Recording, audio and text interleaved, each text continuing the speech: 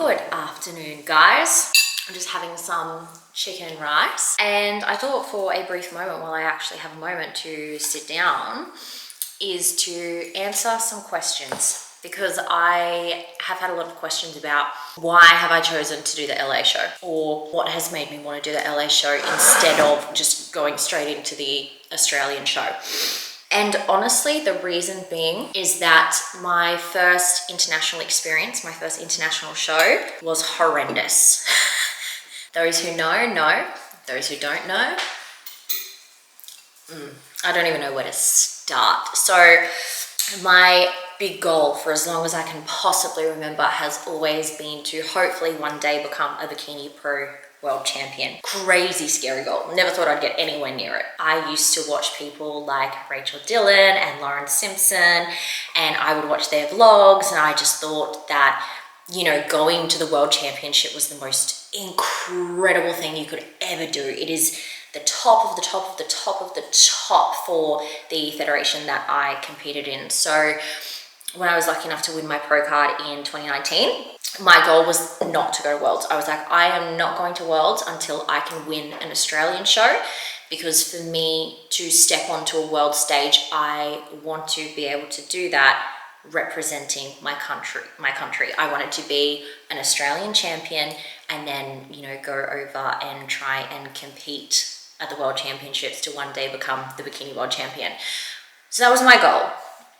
It took me, thanks to COVID, a really long time to become an Australian champion, and it was blood, sweat, tears. Loved every single moment of it. I won my pro card in 2019. I competed in the pro show at the end of 2019. Scary dogs. And I was lucky enough to place second, and I didn't think I was going to place at all. And that gave me such fire to just want to, you know, jump into the next show and just try and be better. And COVID happened. Love that for us. But we didn't know at the time is that there would be no pro shows for 3 years because of that. Obviously couldn't travel. And every single year I was like, yep, okay, this year I'm prepping. I was working so hard, and then the show would get cancelled. I'd be like, okay, another 12 months, work. And then the show would get cancelled, another 12 months. In 2022, I was blessed enough to win my Australian title, and I was like, this is it now. This is my moment. Now I get to go to Worlds. Oh my God. Like, it was just this huge thing for me. Okay, so bearing in mind with this, I had only ever competed in the Australian shows, which were fucking amazing. Like, amazing. To the point that I completely changed my career path into becoming an online coach and a performance and preparation coach and a posing coach around this federation, because I loved it so much. And what we had in Australia and the way that we judged, it was just so good. So good. So I had this unrealistic expectation that this is what it was going to be everywhere. And, you know, as I kind of got close to Worlds, a lot of people, a lot of other pros would kind of tell me things. And there obviously were the owners of the federation overseas, and you know, there were particular things that they liked or didn't like, and you had to play the game to, you know, potentially do well in this federation at Worlds. And, you know, one of the things was to post photo shoot photos and make sure you tag all these people and all of these bloody ridiculous things, and you should use the recommended bikini designer and the recommended dress designer, and, you know, you have to make sure you do a photo shoot with their particular photographers, otherwise they'll never post you because they won't share somebody else's work that essentially they're not making any money out of. So my feedback when I did the Australian show was really positive. It was pretty much, don't change anything, don't get any bigger or any leaner, but just kind of, you know, stay where you are, which is good. So that's what I was kind of wanting to bring into my Worlds package. Obviously, as we got closer, it was very evident that we could not bring in that package. That would have been way too lean for that stage.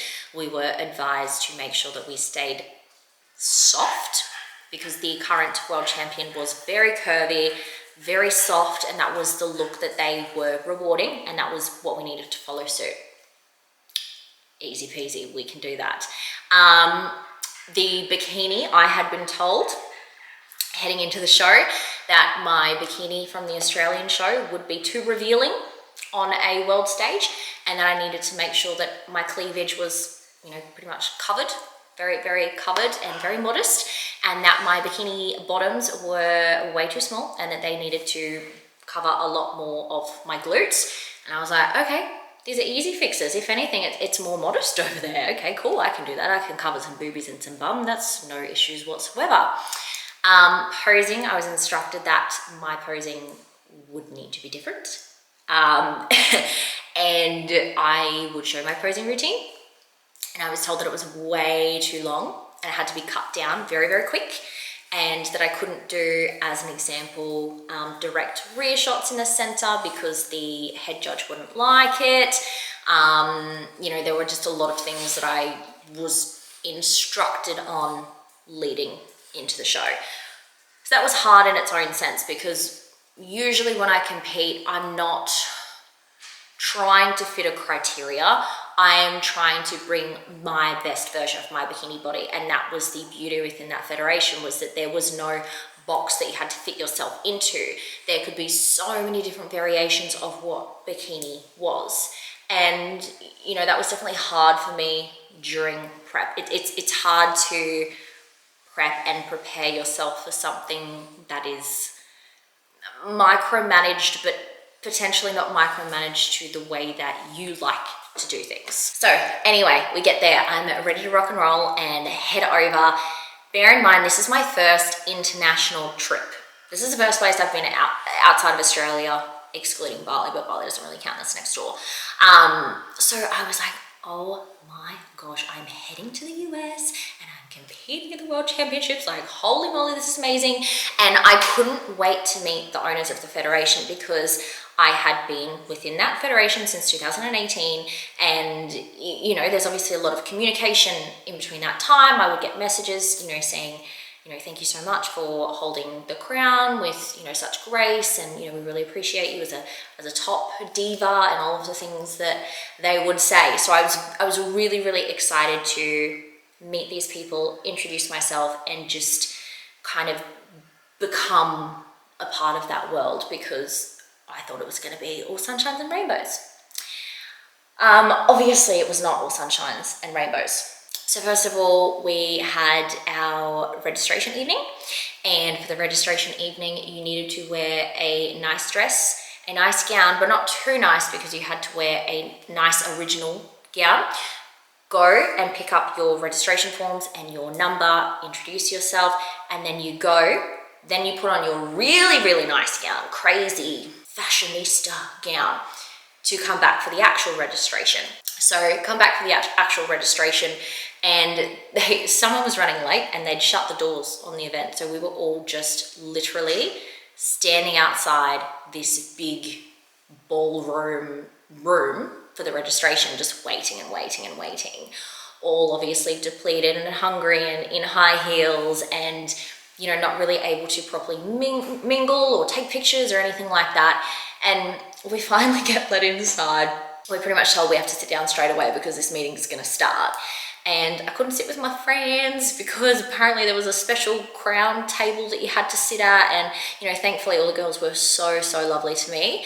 But the whole vibe was so different to what we had had in Australia. And they also had like awards for top social media person and top model of the year and all of these just different things that we didn't have in Australia. But that's fine, that's all good. The next day, I believe it was, we then had our media night. So I thought, okay, we didn't really get to mingle and take pictures at registration. That's obviously what media night's for. So I get an email from their beauty services team saying, hey, we just noticed you haven't booked in your makeup with us for media day, and if you would like to be a part of the crown winners photos, you'll need your makeup done by us. And I was shook. I was like, hang on, I booked my makeup for show day, I booked my makeup for the photo shoot that we have to do. Why do I need to book it for this media day thing? Like, this is so strange to me. But anyway, they're very adamant on that's what I needed to do. Got sent the payment link, paid it, did it, whatever. Every single time I got my makeup done, teeny tiny time slots, very, very short. I don't know how anyone can do makeup in that time. Go down, get my makeup done. We would have to post proof that we were essentially there to get our makeup done, and then go upstairs to our room, wash it off, and then put it on ourselves the way that we liked it. You can probably hear Luna, she's absolutely puffed. But absolutely laughable when I think back on it. But at the time, you're just so conditioned that, okay, well, I'm here, I'm doing all these things, I may as well do this extra step. Like, at the end of the day, what's another $300, you know? Let's do it. So, media day. Doing the media day, we're doing all of the Crown Winner walk videos, marketing stuff, everything like that. I'd also been asked to do a tan thing, which I love the tanning, guys. I was more than happy to do. And the whole time I still hadn't been able to properly say hello to the owners of the Federation. And so that was my purpose, right? I was like, I just want to say hello, you know, I've come all this way. So people line up for photos with them, and they were getting photos separately. And I was lining up to get pictures with the female. And every time I would line up, all of their like top girls would push in and then go and get their photos taken. And then she would then be too busy to be able to wait for that line. So then she would need to go somewhere else, and then it would come back, and it just was not working. And I literally waited, this is so embarrassing, I waited for the entire event to finish to then go up to her behind the table and say, look, I'm really sorry, like I've come all this way. I would just kick myself if I didn't come and introduce myself properly, or say hello and get a picture. And, you know, so that was kind of my first meh experience with them. I met the male owner, and he was very kind and very lovely to me, so I have nothing bad to say there. But anyway, then we head into the photo shoots that you are required to do for their magazine for the Federation. And also, you're not required, but it is recommended that you get the owner to do personal styling for you for the magazine, which is $500 or something. Before I left for Australia, I still had not received the lookbook or anything like that. So when I say styling, you're not styled, you're not given clothes or anything like that. You're given like a Word document with examples of what you could do. And it might be like a Gucci belt and a bloody Versace bag and stuff like that. But you're meant to take inspiration from it, and then your feature in the magazine is around that. So I hadn't received anything. I was conversing with my stylist, Coco from Black Claw. I'm like, I don't know what I'm meant to do for this. And so I emailed them. I'm like, hey, I just want to check, like, is it done? Because I'm kind of leaving. I need to bring stuff with me. And they were like, oh, it's done. We emailed it to you. Did you not get it? And I was like, no. They sent it to me. It was what it was. So that was the photo shoot component. And then we get into the actual show day. Okay, so show day rolls around, ready to, you know, go out and do our thing. The first thing that really surprised me was that there were very few people in our category. And, you know, bearing in mind that I thought like, Worlds was like up here and it's the best of the best and all of these crazy people, and there just wasn't really anyone there. On stage, the girls over there are bloody like savage. Like, good on them for their confidence, but they'll like push in front of you, they'll charge forward into the center, like all of these things that morally I don't do and I don't like to see on stage. I think it's, you know, not great sportsmanship. So there were a lot of just differences in everything. And I remember walking out for the morning show, and it was the first time that I've ever genuinely felt nervous, but not fun, excited nervous. I was nervous because I was embarrassed. I was embarrassed to be there, and I was embarrassed that I didn't have the look that I liked. I didn't come in how I wanted to. I, you know, agreed to all of these choices around posing and bikini that weren't really me. And I just felt like absolute shit. I just felt like shit. I didn't love it. Came off stage in the break, obviously spoke to my partner, and he's like, you know, what's wrong? Like, you weren't really your usual self out there. And I'm like, honestly, I've never been so embarrassed in my life. I wasn't happy with how I looked. It's not that I looked bad, but I just didn't feel proud of that look. I didn't feel like it was a step up from my last package in Australia.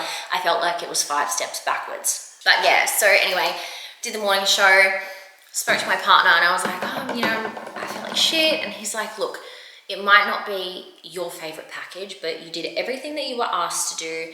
You're there now. You may as well bloody enjoy it. Just go out and have a good time.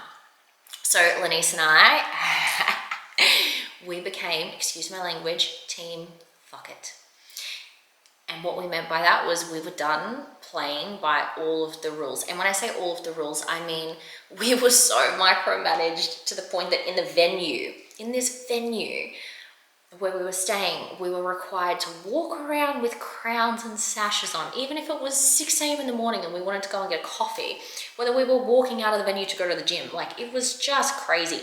And we were just so off it. So we got back to the room. I safety pinned my bottoms in half so that they were half the size on my glutes so they could actually see my glutes. I swear to God, I was going to cut them. And Lanice was like, you can't cut them because we don't have a backup pair. And I'm like, fuck it. Who cares at this point? You know, it's all good, whatever. Anyway, so we safety pinned them in half to the point, if a safety pin unpopped on stage, could have been very bad. But we were in that mode, so we didn't care. And, you know, we went out, had our bikini on for the night show, had our suitcases ready to go backstage. We had our gowns on over the top. You also weren't allowed to wear your own gowns or competitor gowns. You had to wear specific gowns from the federation that you had to purchase. Anyway, we go into the elevator. We're like, yeah, whoa. We're like, let's do this. And the elevator started going up. We're like, oh, confused. We're meant to be going down. And the elevator went up, the doors opened, and the owner of the federation came in, and, you know, with their daughters. And, you know, just as you do, you're just nice. And we just told the girls, like, you guys look so beautiful. Hope you're enjoying the show, rah-de-rah, like, just kind of small talk. The girls were lovely. She did not want to talk to us at all. Not a word. Wouldn't even look in our direction. It was so awkward. And this is between the morning and the night show where all of the judges deliberate on placings and who's going to win. Anyway, so we leave. I'm like, oh, that was really weird, like strange, whatever. I don't know. Obviously, something's happening. All good. Did the night show. Like I said, we were just like, whatever. And they made us wait backstage in our heels, lined up to go on stage for over an hour. So our feet were numb. It was just, you know, is what it is. But we're like, we're here, we're doing it, doesn't matter. So we did that.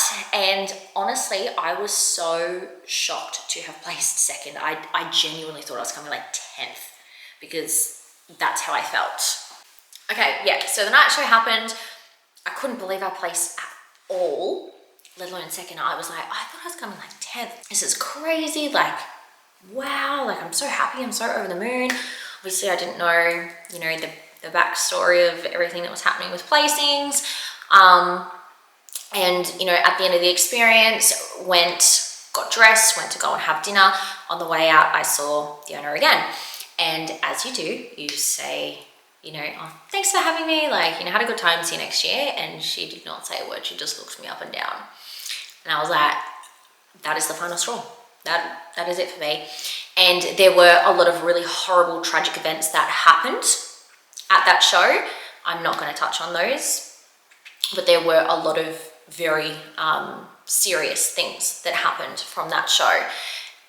Unknowingly at the time, did not know these things that had happened. And I went back to the room and I called my partner, and I remember saying, I'm actually done. I'm not competing in this federation anymore. I'm done.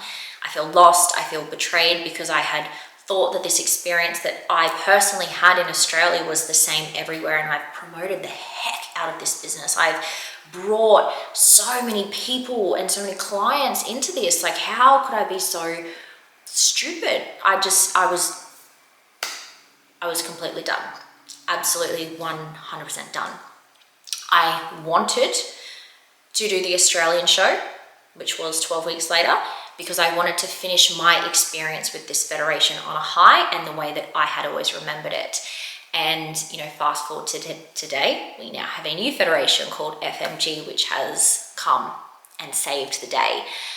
But my experience with my first international show was so horrendous, and that is why I want to go and compete. The camera keeps turning itself off because it's getting so hot, because I must just be absolutely blabbering on.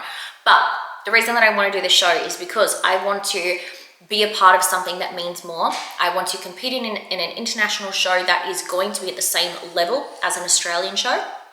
And I want to be a part of what FMG is, and to be able to, you know, level the standard across and actually feel pride to go and compete internationally and not feel like it's a step backwards from what I've done here in Australia, and to have that pride of still working towards becoming, hopefully one day, trying to become a world champion and feeling proud about it. Yeah. Okay, bye.